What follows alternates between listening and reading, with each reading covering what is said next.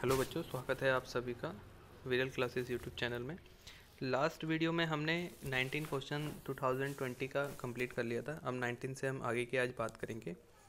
Now देखिए, अगले question में ये 20 क्वेश्चन में क्या पूछ रहा है। An electron moving along x direction, it enters in the region of uniform magnetic field B, direction along z axis as shown in the figure. Draw the shape of trajectory follow by the electron after entering the field. देखिए, simple सा अगर आप Fleming का Fleming का right hand rule लगाएंगे तो आपको पता चलेगा। देखिए कैसे, आप अगर मैग्नेटिक फील्ड की डायरेक्शन, आपका अगर जो हाथ की डायरेक्शन है वो मैग्नेटिक फील्ड की डायरेक्शन को शो कर रही है, जो आपकी उंगलियां हैं समझिए वो मैग्नेटिक फील्ड की डायरेक्शन को अगर शो कर रही है, ठीक है, और आपका अंगूठा शो कर रहा है किसको, अगर फोर्स को, तो आपको समझ में आएगा कि इलेक्ट्रॉन किस तरह से मूव करेगा। ठीक है, अगर थोड़ा सा आप इस चीज़ को समझने की कोशिश करेंगे तो आपको समझ में आएगा कि इलेक्ट्रॉन किस तरह से मूव करेगा। ठीक है, तो मैं समझाने की कोशिश करता हूँ यहाँ पे।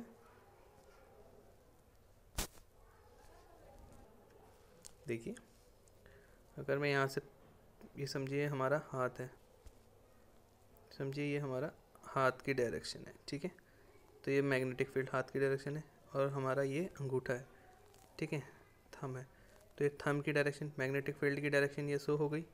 अब थंब की डायरेक्शन हमारी कहाँ की ओर है, समझिए ये है, तो इसका मतलब कुछ इस तरह से इलेक्ट्रॉन रिवॉल्व करेगा। ठीक है, तो यहाँ से आपको समझ में आ रहा होगा कि इलेक्ट्रॉन कुछ इस तरह से रिवॉल्व करेगा। ठीक, ऐसी अगला क्वेश्चन दे रखा है, समझिए अगले क्वेश्चन में क्या दे रखा है। अगले क्वेश्चन में आपको दे रखा है, देखिए एक स्क्वायर लूप दे रखा है, इसमें करंट, देखिए करंट की डायरेक्शन यहाँ पे शो कर गई है, ठीक है, और इस वायर में ऊपर के साइड को करंट बह रही है। तो जो ये वायर है, इस स्क्वायर लूप वाले वायर पे, इस पे कैसा फोर्स अप्लाई करेगा ये पूछा गया है। तो सिंपली देखिए, हम देखेंगे करंट यहाँ से गई, फिर अगले स्टेप में देखिए करंट का मूव डायरेक्शन कहाँ की ओर होगा, नीचे की साइड, फिर इस वाले में डायरेक्शन इधर की साइड, फिर ऐसे ही ऊपर की साइड। तो यहाँ से देखिए क्या समझ में आया है कि करंट, देखिए यहाँ से क्या समझ में आ रहा है कि करंट की डायरेक्शन ऊपर की साइड, और इस लूप में जो इसके डायरेक्ट कांटेक्ट में है ये फेस, इसमें भी करंट की डायरेक्शन ऊपर की साइड। तो दोनों ही फेसेस में करंट कहाँ की ओर है, ऊपर की साइड। अब आपको पता है जब करंट सेम डायरेक्शन में फ्लो होती है, दो वायर्स में अगर सेम डायरेक्शन में फ्लो होती है तो एक दूसरे को क्या करती है, रिपेल करती है, मतलब बाहर की ओर धक्का मारती है। ठीक है, और याद रखिए अगर अपोजिट डायरेक्शन में करंट फ्लो हो रही है तो एक दूसरे को क्या करेंगी, अट्रैक्ट करेंगी। तो यहाँ से आप सिंपली बता सकते हैं कि ये क्या करेगा, वायर से अवे, मतलब बाहर की ओर इसमें फोर्स अप्लाइड होगा। ठीक है, अपना अगला क्वेश्चन देखते हैं।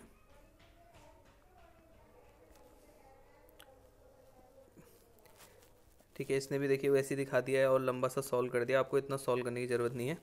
Obtaining the expression for the energy store in a capacitor connected across a DC battery, hence defined the energy density of the capacitor. ठीक है, तो कितनी कैपेसिटर में कितनी एनर्जी स्टोर होती है, एक्चुअली कैपेसिटर में उतनी ही एनर्जी स्टोर होती है जितना वो वर्क डन करता है। अब हमें पता है W इक्वल टू कितना होता है, V/dq। ठीक है, अब आपको पता है V मतलब आप समझ सकते हैं यहाँ पे V/dq है, और कैपेसिटर के लिए Q इक्वल टू कितना होता है, CV, और C इक्वल टू आप क्या निकालते हैं, Q/V। ठीक, कैपेसिटेंस का क्या मतलब होता है, जैसे आप बाल्टी कुछ पानी स्टोर करती है, वैसे ही कैपेसिटेंस क्या करता है, चार्ज स्टोर करता है, ऐसी चीज़ होती है कैपेसिटेंस। ठीक है, तो हम इंटीग्रेशन कर देंगे वर्क डन निकालने के लिए। टोटल वर्क डन निकालने के लिए आप क्या करोगे, अगले स्टेप में इंटीग्रेशन कर दोगे, इसी को इंटीग्रेशन करोगे तो टोटल वर्क डन आपका निकल जाएगा। अपर लिमिट आप यहाँ पे क्या रख दोगे, 0,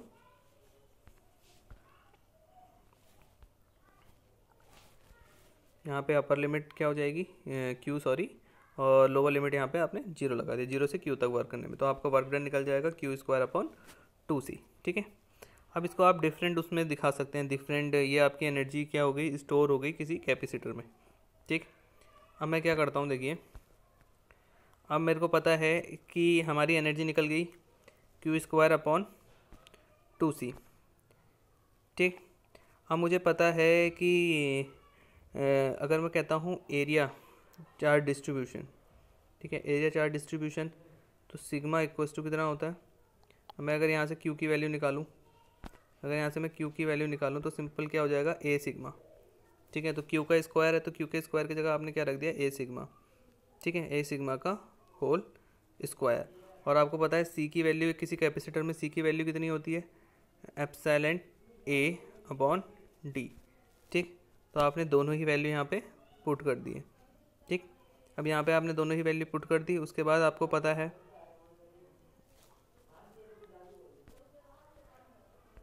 देखिए अब आपको पता है surface charge density sigma related to electric field between plates क्या होती है, ई और सिग्मा में रिलेशन क्या होता है, E equals to sigma upon epsilon naught. तो अब यहाँ से इस रिलेशन का यूज़ करके अगर हम वैल्यू निकालें तो देखिए हमारा एक्सप्रेशन क्या आएगा, 1/2 epsilon E square A D. अब आपको पता है एरिया इंटू डिस्प्लेसमेंट क्या होता है, वॉल्यूम होता है। तो अगर मैं यहाँ पे वॉल्यूम से इस पूरे को डिवाइड कर दूँ तो क्या बन जाएगा, energy density of a electric field per unit volume. ठीक है, तो ये हमारी निकल जाएगा last expression, u equals to half epsilon E square. ठीक है, अब अगला क्वेश्चन है dipole in a uniform electric field. देखिए अब समझिए कैसे। अब मैंने एक डाइपोल है उसे रख दिया है किसी यूनिफॉर्म इलेक्ट्रिक फील्ड में। अब देखिए यूनिफॉर्म है कैसे पता चलेगा, कितने बार प्रैक्टिकल्स में पूछ दिया जाता है कि यूनिफॉर्म है ये कैसे पता चलेगा। तो सिंपली आप देखिए क्या कहेंगे, अगर इलेक्ट्रिक फील्ड लाइन ना तो कॉन्ट्रैक्ट कर रही है, ठीक है, ना तो सिकुड़ रही है और ना ही फैल रही है, ठीक है, स्ट्रेच हो रही है ना ही कॉन्ट्रैक्ट हो रही है, तो ये कैसी लाइन्स हैं, समझिए ये या सेपरेट हो रही है एक दूसरे से, बिल्कुल एग्जैक्ट पॉइंट पे चल रही है, कहीं पे भी इनके बीच में कुछ भी आप देखिए डिस्टेंस जो रह रही है कांस्टेंट रह रही है, तो एक ऐसा इलेक्ट्रिक फील्ड होगा, यूनिफॉर्म इलेक्ट्रिक फील्ड होगा। नॉन लीनियर में ऐसा नहीं होता है। अब देखिए यहाँ पे मैंने एक इलेक्ट्रिक फील्ड रख दिया है, तो यहाँ पे देखिए नेगेटिव चार्ज के कारण इलेक्ट्रिक फील्ड की डायरेक्शन यहाँ की ओर, पॉजिटिव के कारण यहाँ की ओर, तो दो फोर्सेस अप्लाई हो रही है, एक फोर्स इसको यहाँ की ओर खींच रहा है, एक यहाँ की ओर खींच रहा है, जिसके कारण जो ये डाइपोल है ये जो बाहर से इलेक्ट्रिक फील्ड अप्लाई हुआ है उसके ही डायरेक्शन में क्या होने कोशिश करेगा, उसी की डायरेक्शन में जाने की कोशिश करेगा। ठीक है, electric field try to tend towards the outer electric field. ठीक, अब देखिए यहाँ पे हमें पता है कि टॉर्क इक्वल्स टू कितना होता है, फोर्स इंटू परपेंडिकुलर डिस्टेंस। ठीक है, अब परपेंडिकुलर डिस्टेंस निकालने के लिए आप क्या निकाल देंगे, जो आप पढ़ के आए हैं पंडित बद्री प्रसाद हरर बोले वाले से, आपका कितना आ जाएगा, कितना आ जाएगा, देखिए परपेंडिकुलर डिस्टेंस 2a कितना है, 2a साइन थीटा। ठीक है, आपको पता है 2a हमारी क्या है, दोनों चार्जेस के बीच की डिस्टेंस है। ठीक, 2a साइन थीटा यहाँ पे आपने पुट कर दिया, और आपको पता है यहाँ से देखिए फोर्स इक्वल्स टू कितना होता है, QE होता है। ठीक, और फोर्स और परपेंडिकुलर डिस्टेंस की आपने यहाँ पे वैल्यू पुट कर दी। अब आपको पता है 2AQ क्या होता है, आपका डाइपोल होता है, तो torque equals to PE sine theta, sine theta हटेगा तो कितना आ जाएगा, क्रॉस प्रोडक्ट। जो हमारे अगले क्वेश्चंस हैं कुछ बचे हुए हैं, देखिए न्यूक्लियर फिजन वाला है, वो मैं अगले उसमें बताऊंगा। ठीक है, तो तब तक के लिए पढ़ते रहिए और मन लगा के और अच्छे मार्क्स लाइए। चलिए, थैंक्स फॉर वॉचिंग।